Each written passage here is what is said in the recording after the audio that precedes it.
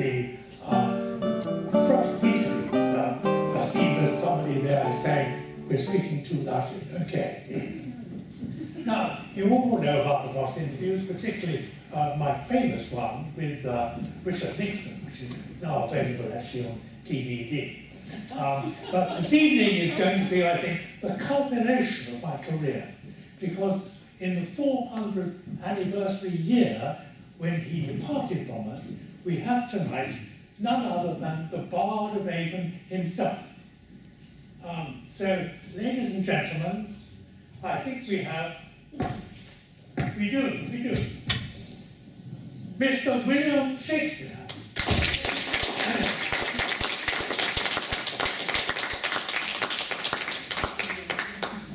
May I say what a privilege it is to have you here, Britain's greatest playwright. You do me too much honour, sir. There are many may claim that name. Kit Marlowe, Ben Jonson, Thomas Kidd. Well, we must move on quite rapidly. We don't have very much time this evening. Indeed, they have but too short a date.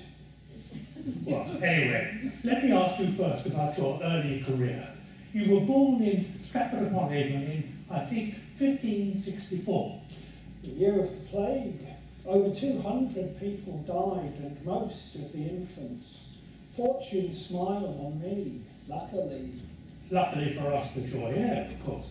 And let me ask you, your father, John, was a leather worker? He was a member of the Guild of Glovers, Whitters and Collar Makers. Whitter what? What was that? A whitterer. He worked with soft white leather for the gloves. We lived on Henry Street. And did you help him at that work? I was in and out of the workshop all the time and learned something of the trade. But when I was 7, I went unwillingly to school. In Stratford? At the Guildhall, and then when I was 11 I moved to the grammar school. What was that like? Dull, dull, dull. 6 in the morning till 6 in the evening, 6 days a week, and church and godly studies on Sundays. We spent all of our time reading, writing and reciting in Latin. I know 150 ways to say, I thank you for your letter. So Ben Jonson was wrong when he said that you had small Latin and less Greek. That braggart. He went to Westminster School and cared little for a lad from Stratford. Latin I have, Greek I own not much. Let me ask you about your marriage, because you were married quite young at that time, 18 years old. I married Anne Hathaway, my lovely dark-haired, dark-eyed Anne. But the marriage was, let me put it this way, controversial. 'Tis true. My parents thought I was full young. I don't think Anne meant more than to sport with me, but Susanna put an end to that, luckily. Your daughter? I courted her mother morning, noon and night. I even wrote my first sonnet to her, making play on her name, begging her not to hate away. It was a step up for the Shakespeares to marry into the Hathaways. Her family were farmers, landowners, and she brought me a dowry of 10 marks. 10 marks! A year's wages for one of my father's journeymen. But very soon afterwards, of course, you left for London.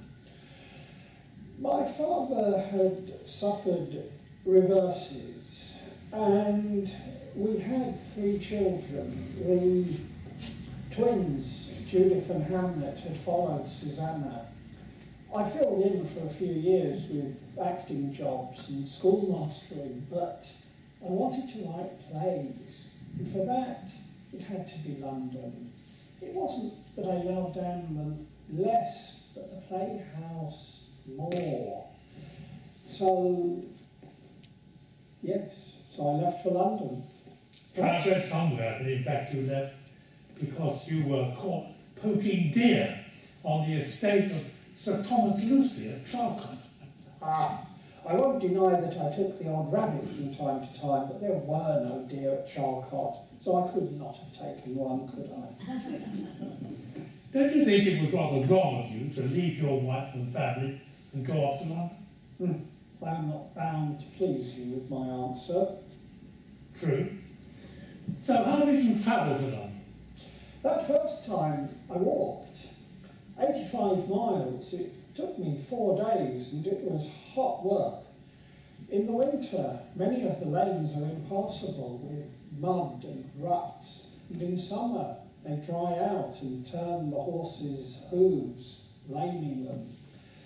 But fortune smiled on me and I very quickly found work as an actor.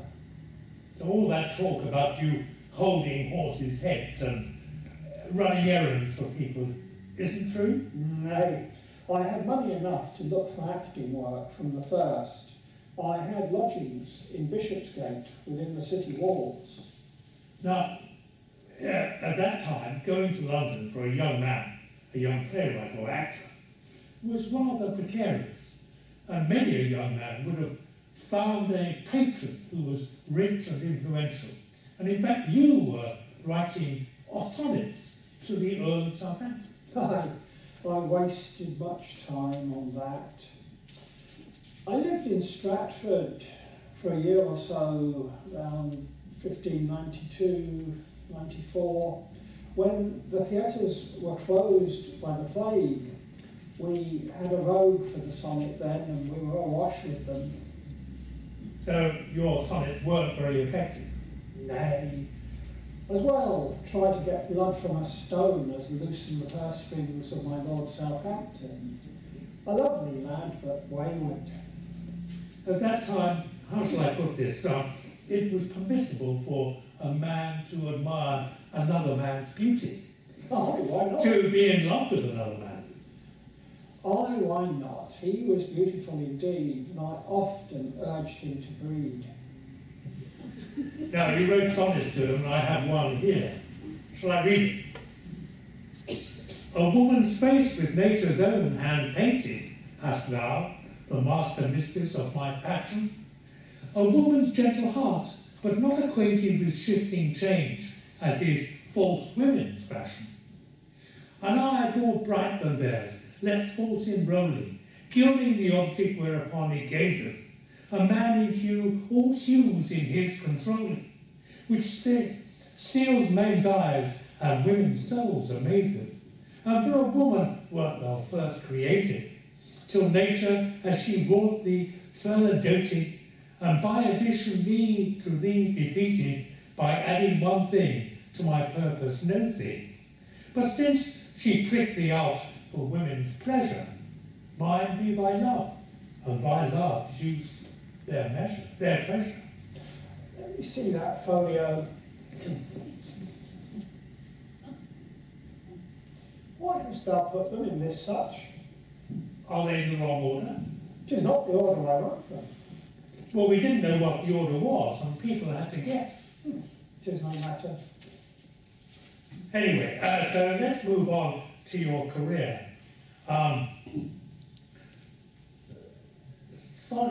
The sonnet really expresses something more than love, doesn't it? What is there more than love? Ah, thou think'st him my catamite. Nay, I needs must praise him, for I wanted him for my patron. What wouldst thou have me say? Thou hast a goatish face, thou bawdy, burly, boned miscreant. Of course not. Now, the 80s or 90s were a propitious time for a young actor. I mean, London was dotted with theatres around the outskirts. Many more were being built. They were outside the city walls where the regulations did not apply. We had to share the space with stews, prisons, unconsecrated graveyards, and the noisome smells of tanners, glue makers and soap makers. But this was the age of Puritans too, was it not? They misliked us greatly on many grounds, particularly the men dressed as wenches. They feared drabs, disease, sodomy. They thought we distracted people from worship. They... Why couldn't women play women's parts on stage? Women actors, angels, and ministers of grace defenders. No woman would expose herself so to a bit of scene. The women's parts were played by beardless youths. What was the playhouse like? How expensive was it to visit the playhouse? For the groundlings, very little. It was a penny to stand, another penny for a seat, and for a penny more, a cushion. The money was put in a box and locked in a special room called the box office.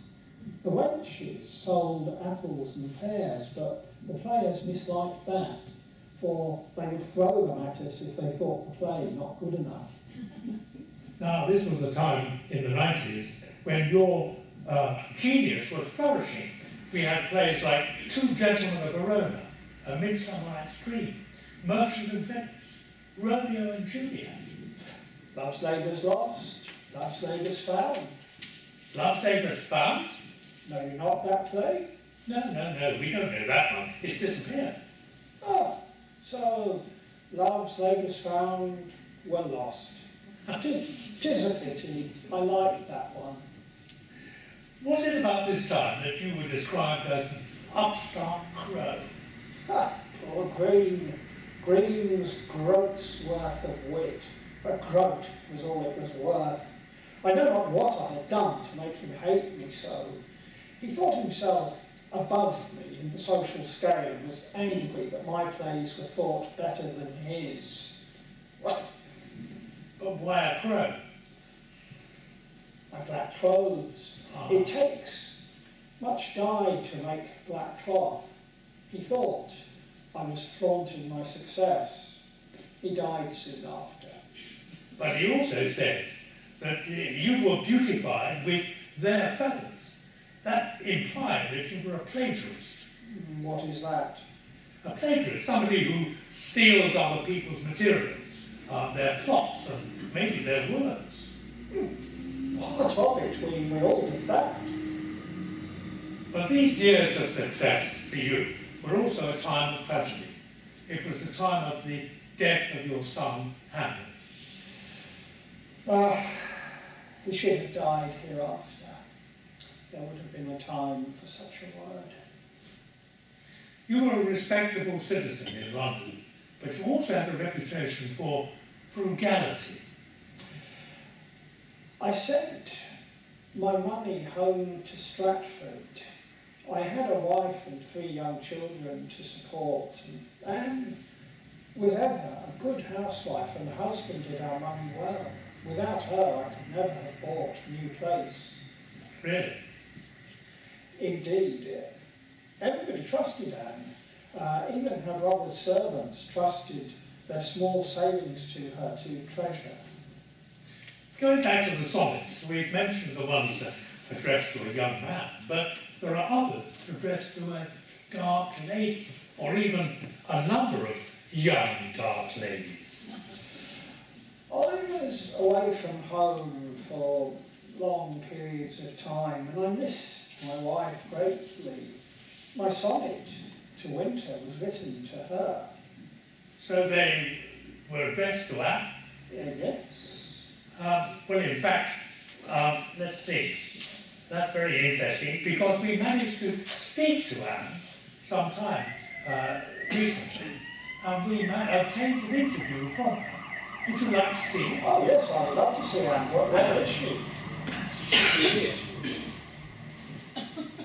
When his love swears that she is made of truth, he does believe her, though he knows she lies, lest she might think him some untutored youth, unschooled in the world's false subtleties. Thus, vainly thinking that she thinks him young, although she knows his days are past the best, simply he credits her false-speaking tongue, On both sides thus is simple truth suppressed.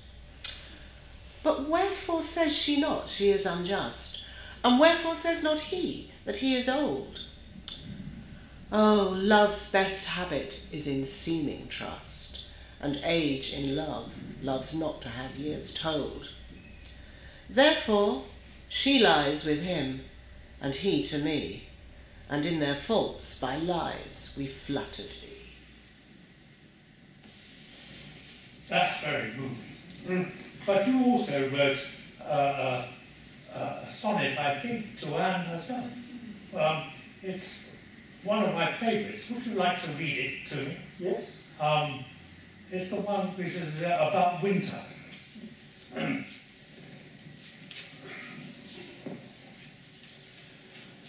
How like a winter hath my absence been from thee, the pleasure of the fleeting year.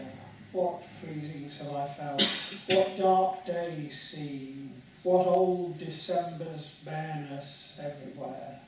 And yet, this time removed with summer's time, the teeming autumn big with rich increase, bearing the wanton burden of the prime, like widowed wombs after their lord's decease. Yet this abundant issue seemed to me but hope of orphans and unfathered fruit, for summer and his pleasures wait on thee, and thou away, the very birds are mute. Or, if they sing, 'tis with so dull a cheer that leaves look pale, dreading the winter's near. So that's your sonnet to Anne. Yeah. And Anne's we've just heard to you. So very moving. Would you like to add anything to that? I cannot heave my heart into my mouth, have done with it. Returning to the plays, we always think of you as being an Elizabethan dramatist, but in fact your greatest work was written in the reign of King James I. But sometime before that, in February 1601, you were involved in a rather dangerous episode, which could have led to your imprisonment or even death. Essex and Southampton. Yes, Essex. Essex, the Earl of Essex, had fallen out of favour with the Queen because of his headstrong and insolent behaviour. So, at that time, it was rather dangerous for anyone to hint at the deposition or the murder and assassination of a monarch. Queen Elizabeth had gone through too many plots to allow anything of that sort to happen. Yet, the Lord Chamberlain's men put on a play at the Globe, a special performance of Richard II, including that forbidden scene in which he is deposed and murdered. Why was that? Sir Gary Mayrick, one of Essex's men, asked us to do it. Just that, no more. He offered us £2 to do it. £2. £2. So you performed the play, and what happened then? The next day, Essex tried to launch a rebellion against the Queen, but no one joined him, and he, Mayrick, and some others were executed. They say it took 3 blows to get the head from Essex's shoulders. Cecil is not nigh, is he? How come that the Lord Chamberlain's men escaped hanging? We pleaded we were innocent dupes, and luckily the Queen believed us. She loved the playhouse, and they made much money from us through the taxes. But at that time, it was prudent for a troupe of players to have a well-born patron, so we became the Lord Chamberlain's men. What would have happened if the Queen had got angry? Oh, she would have unpeopled England. Well, the irony of all of that, of course, is that only 2 years afterwards, the Queen herself died. Yes, her funeral beggared all description.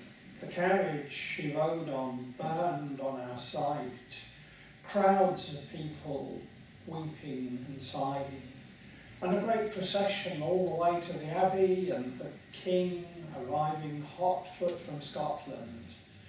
His Majesty, straight after, instructed Essex to issue letters patent, and we became the King's men.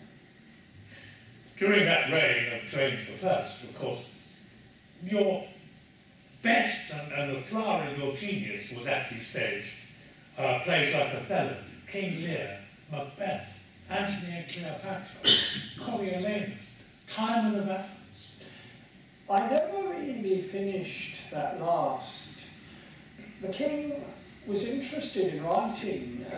It took 7 years to complete his authorised version of the Holy Bible.